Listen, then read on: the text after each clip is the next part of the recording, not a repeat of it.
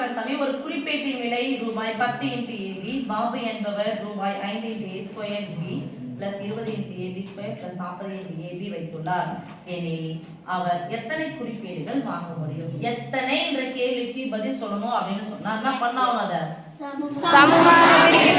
எத்தனை கேள்வி வந்துச்சுனாவே சமமாக பிரித்தல் என்பது இவ்வளோ காசு இருக்கு, எவ்வளோ நோட்டு வாங்க போறோம். அப்ப இவ்வளோ காசையும் 10 சரி சமமா பிரிக்க போறேன். அப்ப எவ்வளவு நோட்டு வாங்கலாம் நம்ம சொல்லிடலாம். ஓகேவா? Yes miss. இத யாரால வகுக்க போறோம்? 10 வகுக்க போறோம். இத போட்டு வகுத்தல் போட்டீங்கன்னா தப்பு. இந்த மொத்த தொகையை என்ன பண்ணணும்? சரி சமமாக பிரிக்கணும். எத்தனை சரி சமமா பிரிக்க போறோம்? ரூபாய்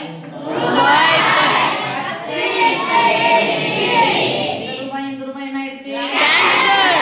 எத்தனை உறுப்புகள் இருக்குன்னு பாருங்க. 3 உறுப்புகளையும் யாரால வகுக்கணும்? 10 வகுக்கலாமா? 5 × A² × B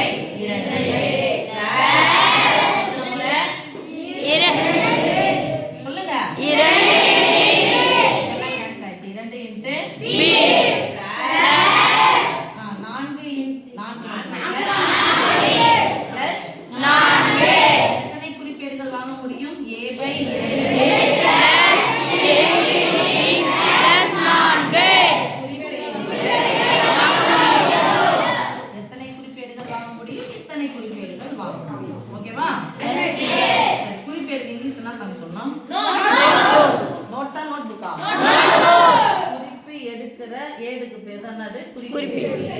எழுதுறீங்களா?